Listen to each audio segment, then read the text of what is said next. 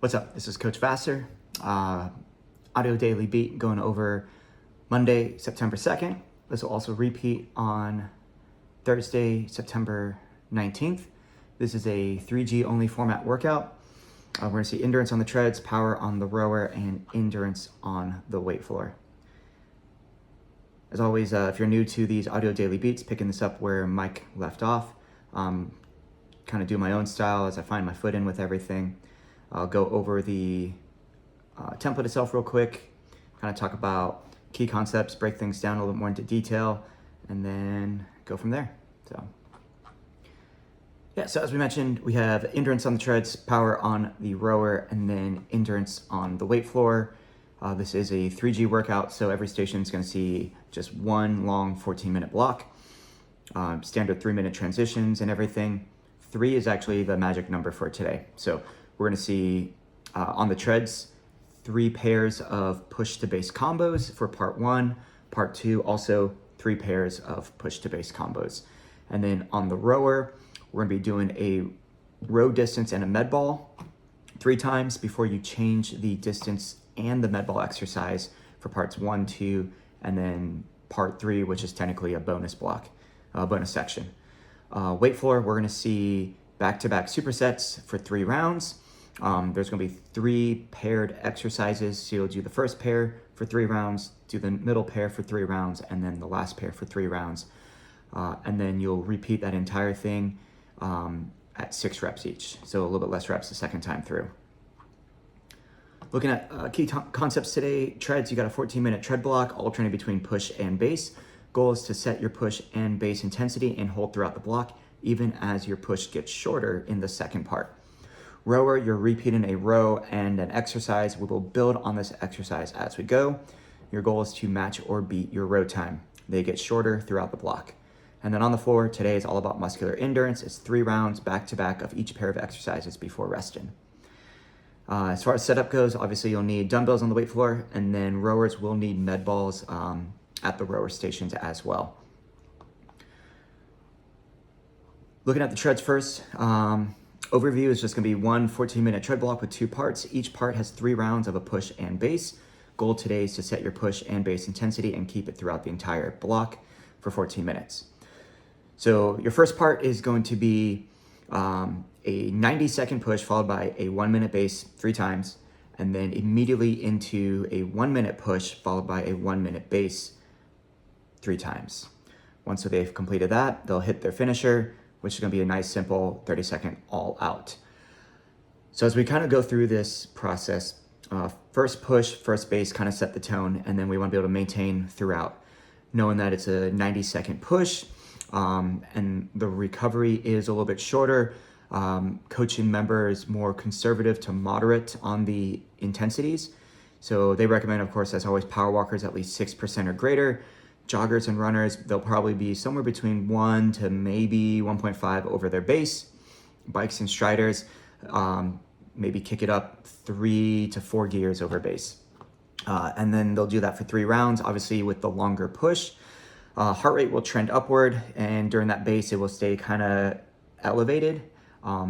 They might start to dip back down towards the green during the end of that first base. But when they kick back up into their second attempt of that push, as they maintain it, heart rate will steady climb, and it'll kind of stay elevated throughout that. When they move into the second part, after that third base, it just goes right into 3 rounds of a 1-minute push, 1-minute base, and they are trying to hold the same push from before. So if it was aggressive then, it's definitely going to be a lot tougher now, as they are dealing with the cardiac fatigue of the first 3 push rounds. So it's still the same 3-4 gears over base for the bike striders. Power walkers still at least 6%. Joggers, runners, maintaining that same push speed. Heart rate's going to be pretty consistent throughout. Nice little dance between orange and green, kind of ebb and flow.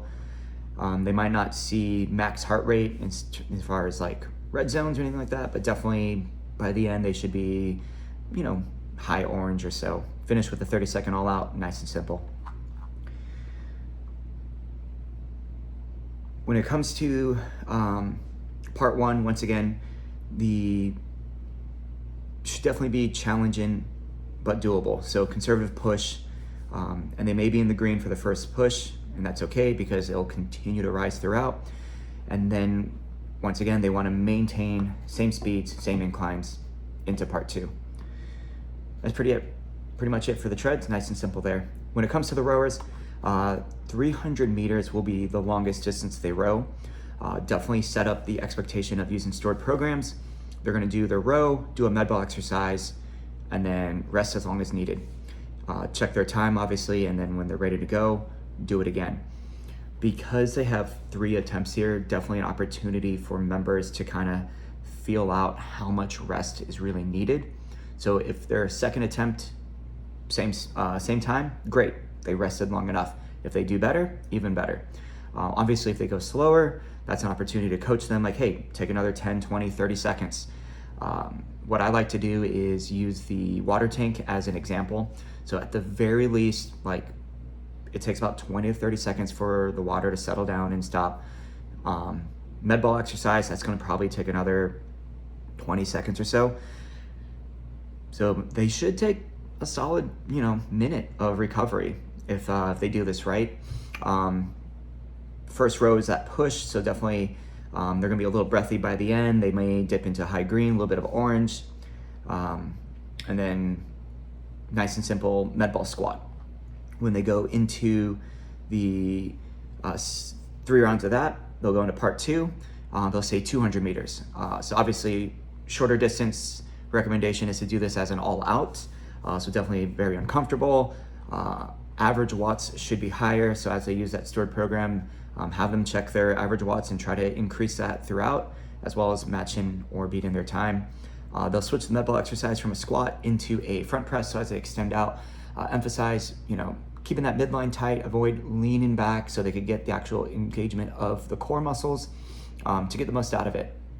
Same idea, practice, perfect, perform. So first round of that 200, set the expectations of like, hey, it took you this time. Second attempt, how close were they? Were they slower? Have that opportunity to be like, hey, take a little bit more rest, or that was enough rest. Let's try to do it one more time. And then on that third one, hopefully they found the rhythm to at least maintain their time or do better. The third part, which they call a bonus, and it's a back-to-back construction, they are gonna do a 100-meter all-out row, and then they're gonna combine the squat into a front press for 10 reps, and they'll repeat that. Based off of the times of everything, they'll have enough time for probably 2, maybe 3 rounds of that. And if they get more, great. Definitely, they should be taking that rest after that squat to front press, since it's gonna tax the legs, tax the arms, making it that much harder to maintain the intensities on their row efforts. And then they'll finish up with a 30-second all out at the very end with the treads. When it comes to the weight floor, 1 long block. We're gonna see a total of 6 exercises. Things are gonna be paired up. So we're gonna see 2 lower body exercises. You got the forward lunge with rotation, and then a single dumbbell good morning. 2 upper body movements. These are gonna be supersets. So we'll see overhead alternating shoulder press, and then the high row, so nice little push-pull combo. And then the third set is gonna be some midline activation work. They're gonna be doing bridge hold marches, as well as a sit-up to knee tuck. So a little bit of stability through the hips, and then going into flexion of the abs. Daily Beat recommends a full demo for the forward lunge with torso rotation and the dumbbell good morning. Also full demo for the bridge hold and the sit up with knee tuck, and then partial demos for the alternating shoulder press high row. As far as options for the forward lunge with rotation, recommendation is to go body weight and actually remove the rotation itself. Single dumbbell good morning. They do recommend body weight good morning. You could also go lighter weight, and with it being like a hinge-based mechanic movement, you could take it to the floor, do a glute bridge as well. Alternating shoulder press, they go with bent arm lateral raises. If that bothers shoulders, opportunity to also maybe throw in like chest work, have them do alternating chest press, so they still work on the shoulder and triceps. For the high row, they have strap high row as a good option there. And then the bridge hold march, they recommend doing just the bridge. So they'll take out the movement of the feet themselves, going up and down, sit up with knee tuck, you could do a bodyweight crunch. Members should be resting after each paired exercise. They're doing 8 reps each. Definitely aim for a moderate/heavy weight as they go through the first part. So part 1 is 2 rounds of lunge and good morning. 3 rounds of that. Do each movement rest, each movement rest, each movement rest. And then upper body, shoulder press, high row, same thing, 8 reps. Now keep in mind the alternating shoulder press technically is 4 per arm. Still aim for a moderate to heavy weight. High row, shoulders, probably more towards a lighter weight there, or even moderate. And then body weight for the back-to-back for the core. Once they've completed 3 rounds there, they move to part 2. Part 2, repeat that entire sequence, but now instead of 8 reps, it's gonna be 6 reps. So same idea. Now with a little bit fewer reps per movement, definitely increase the effort. So have them go heavier, even if it's just like the next step up. If they complete part 2, they go into the bonus, just like the rower. Part 3, it'll be 4 reps of everything. So at this point, definitely moderate or heavy on weight choices. This workout is definitely gonna be very high volume, so that's one thing to keep in mind. If they manage to get through, at least the first 2 parts, they are looking at, let's see, they'll have 24 and 18, it's gonna be a lot. So a nice solid 42 reps of each exercise. Pretty good volume for a strength day for an endurance day on the floor, and they only have 14 minutes. So honestly, the likelihood of them getting through everything is pretty low, especially if they are taking that rest. If they don't rest and they are rushing through, are they truly lifting at their capacity? So they could help improve that muscular endurance if they can improve their strength. And then when it comes to the setup, they do recommend, of course, showing the full back-to-back. So you don't have to do everything, but at least do 1 to 2 each reps of some movements, so that way they understand of how they go from one exercise to the next and then rest. So they also have the weight setup that they need to minimize downtime between the 2 movements. Because once again, the idea is immediately into that second one, keep them working, then they recover. As far as heart rate response, overall, like if they start on the treads, they'll see a lot of green to kind of begin with, but around that 3rd round of part 2, they'll probably be in that orange, and they might stay in the orange for the rest of that portion. And then with the rowers, definitely high green, maybe even in that orange between the longer row to start and the med ball exercises.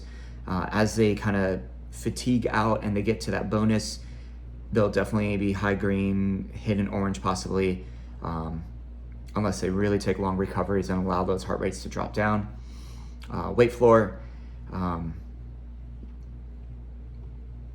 Weight floor. I mean, we really shouldn't be paying attention to heart rate response there, and especially with being an endurance day, if they are moving, they're probably gonna see blue most of the time, maybe some low, medium green.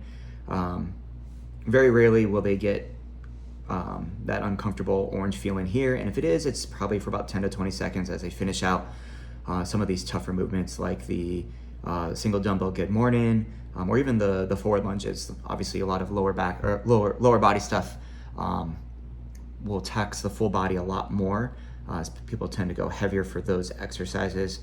So just be aware of that. Finisher for the weight floor is the choice of either the shoulder press or the sit-up. That's it.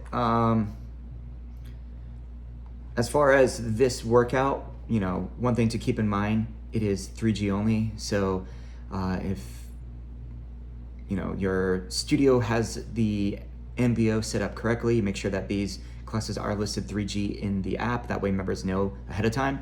And that way you set the expectation of what to expect with these 14-minute blocks and everything.